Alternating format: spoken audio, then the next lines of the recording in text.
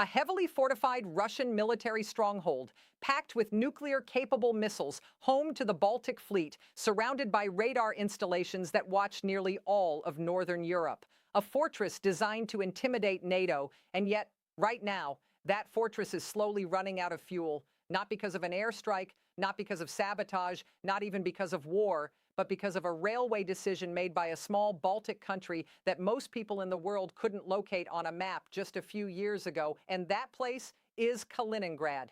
What's happening there right now reveals something enormous about the nature of power in the modern world. Welcome to World Brief Daily. If you're new here, this channel breaks down the most complex geopolitical stories shaping our world: wars, alliances, economic pressure, and the hidden forces behind global power. No spin, no sensationalism, just deep analysis. So if you haven't subscribed yet, this is the perfect moment. Because what's happening in Kaliningrad right now is a story almost nobody is explaining properly, and it may reshape the balance of power in Europe. Let's get into it. Kaliningrad, officially the Kaliningrad Oblast, is a Russian region of nearly 1 million people covering about 15,000 square kilometers, wedged tightly between Poland to the south and Lithuania to the north and east. And here's the key fact most people miss. Kaliningrad has no land border with Russia itself. None. Zero. To reach it by land from Moscow, you must cross Belarus, and then either Lithuania or Poland, both NATO members, both countries that, to put it mildly, are not particularly interested in cooperating with the Kremlin right now.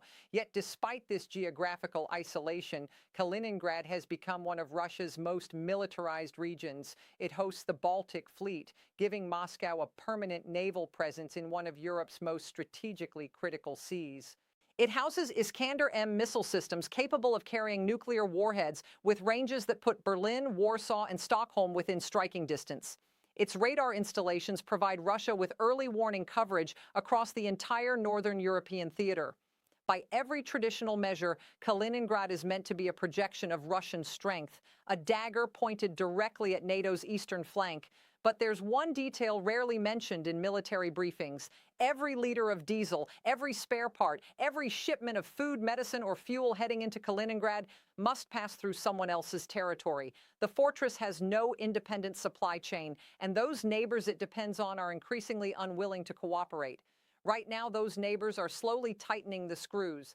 But to understand why Kaliningrad is so uniquely vulnerable today, we need to go back in history, because this strange geopolitical situation didn't appear overnight. For centuries, this territory was not Russian at all. It was Königsberg, the historic capital of East Prussia, a major cultural and intellectual center of Europe, the birthplace of philosopher Immanuel Kant, a proud German city deeply woven into European history. Then came 1945. During the final months of World War II, Soviet forces captured the city in a brutal siege. Joseph Stalin annexed the territory. The entire German population was expelled, and the city was repopulated with Soviet citizens. Königsberg was renamed Kaliningrad after Soviet official Mikhail Kalinin, a man who had never even lived there. For decades during the Cold War, the region functioned as a sealed military zone. Its geographic isolation didn't matter, because the entire surrounding region was part of the Soviet bloc. Lithuania, Poland, Belarus, all under Moscow's control. Supply lines were internal. There was no problem. Then the Soviet Union collapsed. In 1991, Lithuania became independent. Poland had already broken free. Belarus became a separate state. And by 2004, both Lithuania and Poland had joined NATO and the European Union. In just over a decade, Kaliningrad had transformed from a secure Soviet military interior into an isolated Russian enclave surrounded by NATO. What had once been a logistical convenience suddenly became a strategic vulnerability. Moscow understood the risk. But instead of solving the logistical problem, Russia doubled down on militarization. More missiles, more naval assets, more radar installations, and with every new military system came an even deeper reliance on supply lines that Russia did not control. The irony is almost poetic. The more Russia fortified Kaliningrad, the more fragile it became. For years, this vulnerability remained mostly theoretical, until late 2025. That's when things suddenly escalated, and it began with a simple announcement on October 31st.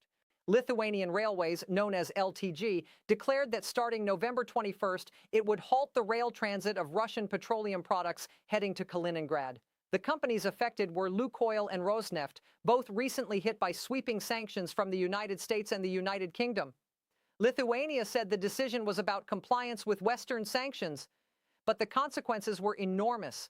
In 2024 alone, Lithuania transported 371,000 tons of Russian petroleum products through its rail network into Kaliningrad.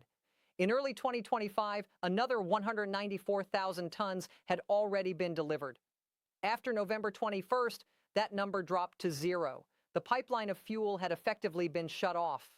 What made the decision even more significant was this.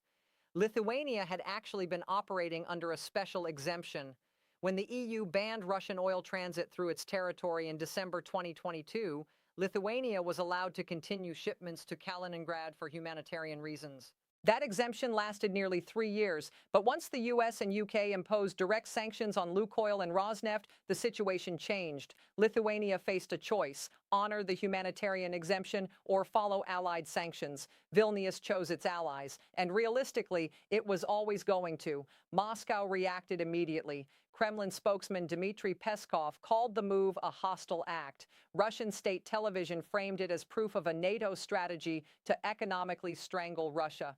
Officials hinted at retaliation, cyber operations, trade pressure, transit restrictions, but none of that changes one basic logistical fact. You can call something hostile as many times as you want. It still doesn't fill a diesel tank. And then something even stranger happened. On October 24th, Lithuanian authorities noticed a large helium balloon drifting across the Belarusian border. At first, it looked harmless, until it passed over a critical radar installation. When security forces inspected it, they discovered hundreds of boxes of smuggled cigarettes and a tracking device. Before the day ended, 3 more balloons followed the same route. Lithuania scrambled fighter jets. 2 airports were temporarily shut down. Flights were diverted across the region. Whether it was smuggling, espionage, or a test of air defenses remains unclear. But Lithuania didn't wait to find out. 5 days later, the government closed 5 of its 6 border crossings with Belarus. Only 1 remained open, strictly limited to diplomats and carefully screened cargo. Russian fuel trucks were turned away. Almost instantly, the supply chain collapsed. Truck lines stretched for miles. Freight volumes dropped by more than 2/3. The Belarus transit route Moscow had relied on as its backup plan was suddenly choked. From there, the crisis only deepened. Russia turned to sea transport. Ferries across the Baltic Sea increased by about 15%. But ferries are slower, more expensive, and dangerously dependent on weather. They simply cannot replace a functioning rail network, especially during Baltic winters. Meanwhile, Kaliningrad's emergency gas backup system, the Marshal-Vasilevsky LNG terminal, faced its own problems. The floating regasification unit can technically supply the region's annual gas needs, but only if LNG shipments arrive consistently. And in November 2025, the Baltic Sea froze earlier than expected. Only 2 LNG shipments reached the terminal that month. Each shipment provided roughly 12 days of gas supply. Storage buffers reduced that effective window to about 1 week. Every delay increased the risk of energy shortages. Eventually, Lithuania and Russia reached a new gas transit agreement, but the price changed dramatically. Transit fees more than doubled, from roughly 11 million euros per year to about 30 million euros annually. The gas kept flowing, but the leverage was clear. Vilnius now held the upper hand, and the consequences inside Kaliningrad are becoming increasingly visible. Fuel prices have surged nearly 40%. Shipping costs are rising rapidly. Supply deliveries that once took days now take weeks. Grocery shelves are becoming inconsistent. Industrial production is slowing. Even the region's famous amber industry, responsible for 90% of the world's amber supply, is suffering from rising transport costs. Fishing crews are staying in port. Tourism is declining. Local governments are struggling to keep buses running and public buildings heated. But the deeper issue may not be economic. It may be psychological. For decades, Kaliningrad existed in a strange cultural space, a Russian city physically located in Europe. Closer to Warsaw and Gdansk than to Moscow, many residents traveled freely into the EU. Students studied in Lithuania or Poland. Trade flowed across borders. That openness created a subtle identity difference. Kaliningrad didn't always feel like the rest of Russia. Now that openness is disappearing, borders are closing, trade is collapsing, and residents can see a stark contrast. Just across the border, the lights are still bright. Inside Kaliningrad, the supply chains are tightening. The Kremlin built Kaliningrad into a military fortress to intimidate NATO. But that fortress was built on an assumption that its supply lines would always remain open. That geography could be weaponized against Europe. Instead, geography has become Russia's constraint. And slowly, quietly, the pressure is building, not through bombs, not through missiles, but through rail timetables, sanctions, transit fees, and paperwork. This is what 21st century strategic pressure looks like. Kaliningrad is not collapsing. The fleet still sails. The missiles remain. But the region's daily rhythm is changing. The fortress still stands. Yet the cost of sustaining it is rising every month. And in geopolitics, sustaining power often matters more than projecting it. Real power isn't just about what you can threaten. It's about what you can maintain. And right now, Kaliningrad is revealing the limits of Russia's ability to maintain a militarized enclave surrounded by adversaries. Zoom out even further, and the lesson becomes almost philosophical. Kaliningrad has become a mirror reflecting Moscow's broader strategic miscalculations, the belief that military strength alone guarantees influence, the assumption that neighbors could always be coerced, the idea that energy dependence flowed only one direction. Those assumptions are now being dismantled, quietly, methodically, one delayed train, one renegotiated contract, one closed border crossing at a time.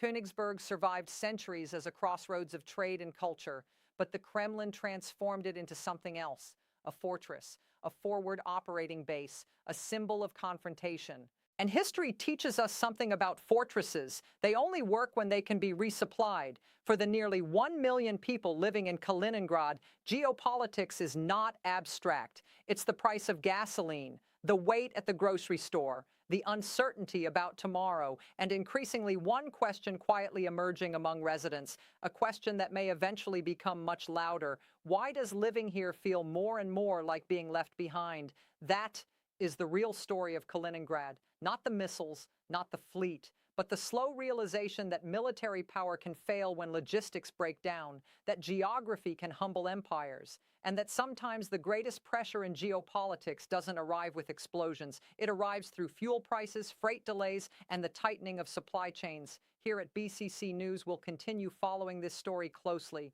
because the situation is still evolving. If you want to stay ahead of the geopolitical shifts shaping our world, make sure you're subscribed and have notifications turned on. And if you found this breakdown valuable, share it with someone who wants to understand how geopolitics really works, not through speeches, but through the slow turning gears of logistics, economics, and strategy. Thanks for watching.